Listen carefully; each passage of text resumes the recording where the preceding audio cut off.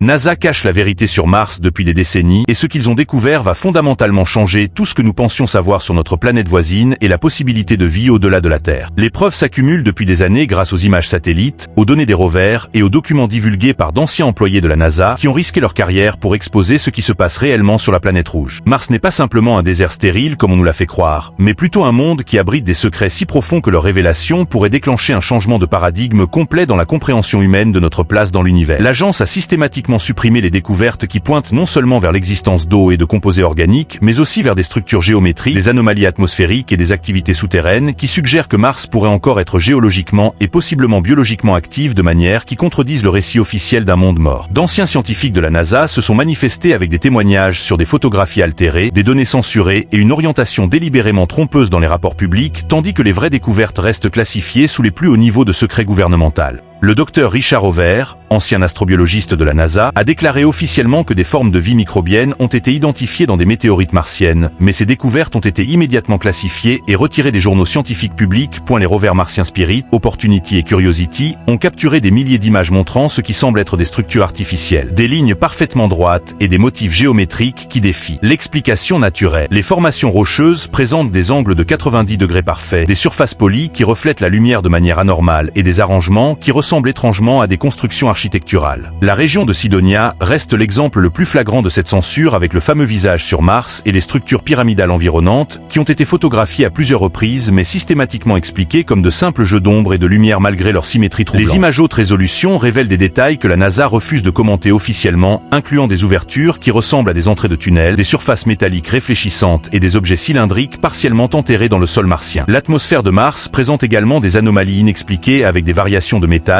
qui suivent des cycles saisonniers suggérant une activité biologique ou géologique active alors que selon le récit officiel la planète devrait être complètement inerte. Les mesures spectroscopiques détectent régulièrement des signatures chimiques compatibles avec des processus organiques, mais ces données sont soit minimisées, soit complètement omises des rapports publics. Le rover Curiosity a détecté des pics de méthane atteignant jusqu'à 21 parties par milliard dans l'atmosphère martienne, des niveaux qui selon les scientifiques indépendants ne peuvent être expliqués que par des processus biologiques actifs. L'eau sur Mars n'est pas seulement présente sous forme de glace au pôle comme nous l'a dit la NASA, mais coule activement à la surface sous forme de saumure liquide créant des ravines saisonnières et des écoulements qui changent d'apparence entre les différentes missions photographiques. Les images comparatives montrent clairement des modifications du paysage martien entre les passages des satellites orbitaux, suggérant une activité géologique continue et possiblement une activité biologique. Les sols martiens contiennent des niveaux élevés de perchlorate qui selon la version officielle rendraient impossible toute forme de vie, mais des expériences récentes sur Terre ont montré que certains micro-organismes terrestres peuvent non seulement survivre dans de tels environnements, mais les utiliser comme source d'énergie. Des bactéries extremophiles découvertes dans le désert d'Atacama et dans l'Antarctique présentent des caractéristiques similaires à celles détectées dans les échantillons de sol martien analysés par les rovers suggérant que la vie microbienne pourrait non seulement exister sur Mars, mais y prospérer. Les températures souterraines de Mars restent suffisamment chaudes pour maintenir l'eau liquide à quelques mètres sous la surface et les données sismiques collectées par InSight révèlent une activité tectonique continue avec des tremblements de Mars réguliers et des mouvements de magma souterrain. La magnétosphère résiduelle de Mars, bien qu'affaiblie, offre encore une protection contre les radiations solaires dans certaines régions particulièrement autour des formations géologiques anomales qui semblent concentrer les champs magnétiques de manière inexpliquée. Les analyses minéralogiques révèlent la présence d'hématite, d'olivine et d'autres minéraux qui sur Terre sont associés à des processus biologiques ou à des environnements favorables à la vie. Les couches sédimentaires photographiées par les rovers montrent des stratifications qui sur Terre indiqueraient des cycles d'assèchement et d'humidification répétés sur des millions d'années suggérant que Mars a pu maintenir des conditions habitables beaucoup plus longtemps et plus récemment que ne l'admet officiellement la NASA. Les isotopes d'argon dans l'atmosphère martienne présentent des ratios qui selon plusieurs géochimistes ne peuvent être expliqués que par un dégazage volcanique récent contredisant l'idée que Mars soit géologiquement morte depuis des milliards d'années. Les images infrarouges de Mars, prises par les sondes orbitales, montrent des signatures thermiques anormales dans certaines régions avec des points chauds qui apparaissent et disparaissent selon des cycles qui ne correspondent à aucun phénomène géologique connu. Ces anomalies thermiques sont particulièrement concentrées autour des structures géométriques suspectes et des formations qui présentent des caractéristiques artificielles suggérant une possible corrélation entre activité thermique et structures non naturelles. L'analyse des vents martiens révèle des patterns atmosphériques qui défient les modèles météorologiques avec des formations nuageuses qui maintiennent leur forme sur des distances impossibles selon la dynamique dynamique des fluides et des tourbillons, qui semblent se former spontanément sans cause météorologique apparente. Les tempêtes de poussière martienne présentent également des caractéristiques électriques anormales, avec des décharges électrostatiques, qui créent des aurores dans des régions où le champ magnétique ne devrait pas le permettre, suggérant des interactions énergétiques souterraines inconnues. L'albédo de certaines régions martiennes change de manière saisonnière au-delà de ce qui peut être expliqué par les dépôts et la redistribution de poussière, avec des zones qui deviennent plus sombres ou plus claires selon des patterns géométriques réguliers qui évoquent une croissance végétale ou des modifications de surface d'origine biologique. Les spectres de réflectance de ces régions montrent des signatures compatibles avec des pigments organiques similaires à la chlorophylle terrestre, mais ces données restent classifiées et ne sont jamais mentionnées dans les publications scientifiques officielles de la NASA. Les missions soviétiques vers Mars dans les années 70 et 80 ont collecté des données qui n'ont jamais été entièrement divulguées, avec des rumeurs persistantes sur des découvertes qui auraient motivé l'arrêt brutal du programme spatial martien soviétique après des succès initiaux prometteurs. Les ingénieurs russes impliqués dans ces missions ont fait des déclarations cryptiques sur des anomalies détectées par leurs sondes, mais les archives officielles restent scellées et inaccessibles même après la chute de l'Union soviétique. L'Agence spatiale européenne et les programmes spatiaux chinois et indiens, qui ont envoyé des missions vers Mars ces dernières années, semblent également sujets aux mêmes restrictions de divulgation, avec des données prometteuses qui disparaissent mystérieusement des bases de données publiques après publication initiale. Les collaborations internationales sur Mars impliquent systématiquement des clauses de confidentialité qui s'étendent bien au-delà des considérations habituelles de propriété intellectuelle, suggérant une coordination mondiale pour contrôler l'information sur les découvertes martiennes. Les télescopes spatiaux Hubble et James Webb ont capturé des images de Mars en haute résolution qui montrent des détails impossibles à discerner depuis les télescopes terrestres, révélant des structures de surface qui présentent une régularité géométrique troublante particulièrement visible dans les longueurs d'onde infrarouges et ultraviolets. Ces images révèlent des patterns répétitifs sur des centaines de kilomètres carrés, avec des formes hexagonales, des lignes parallèles et des intersections à angle droit qui ne correspondent à aucun processus géologique naturel connu sur Terre ou ailleurs dans le système solaire. La composition chimique de l'atmosphère martienne, mesurée par spectrométrie de masse, révèle des traces de composés organiques complexes incluant des hydrocarbures aromatiques poly et des acides aminés qui sont les briques de base de la vie, mais ces découvertes sont systématiquement minimisées dans les rapports publics et attribuées à une contamination terrestre malgré les protocoles de stérilisation stricts des équipements spatiaux. Les isotopes de carbone détectés dans ces composés organiques présentent des ratios qui sur Terre indiqueraient une origine biologique, mais l'interprétation de ces données reste classifiée au plus haut niveau gouvernemental. Les roches martiennes analysées par spectrométrie laser révèlent des inclusions minérales qui sur Terre sont exclusivement produites par des organismes vivants, incluant des stromatolites fossiles et des biofilms minéralisés, mais ces découvertes ne sont jamais mentionnées dans la littérature scientifique mainstream et les scientifiques qui tentent de les publier voient leurs articles refusés par les revues à comité de lecture. Le programme de retour d'échantillons martiens prévu pour les années à venir implique des mesures de quarantaine et de confinement biologique qui semblent disproportionnées pour des roches censées provenir d'une planète morte, suggérant que les autorités spatiales s'attendent à découvrir des matériaux biologiquement actifs dans les échantillons de sol martien. Les installations de confinement construites spécifiquement pour recevoir ces échantillons rivalisent avec les laboratoires de biosécurité de niveau 4 utilisés pour étudier les agents pathogènes les plus dangereux de la planète, indiquant que les risques potentiels sont pris très au sérieux malgré les déclarations publiques sur l'absence de vie sur Mars. Les budgets alloués aux missions martiennes dépassent largement ce qui serait justifié pour la simple exploration géologique d'une planète stérile, avec des investissements qui atteignent des dizaines de milliards de dollars et impliquent des technologies classifiées développées en collaboration avec les programmes militaires spatiaux les plus secrets. La timeline des missions martiennes a été accélérée de manière inexpliquée après certaines découvertes particulières, avec des changements soudains de priorité et des redirections de financement qui suggèrent que des découvertes majeures ont motivé une urgence stratégique dans l'exploration martienne. Les astronautes sélectionnés pour les futures missions habitées vers Mars subissent des formations psychologiques intensives qui incluent des protocoles de gestion de chocs culturels et de découvertes paradigmatiques qui semblent préparatoires à des révélations majeures sur la nature réelle de Mars. Les simulations d'entraînement pour ces missions incluent des scénarios de premier contact et de découverte biologique qui ne seraient pas nécessaires si Mars était effectivement la planète morte décrite dans les communications publiques de la NASA.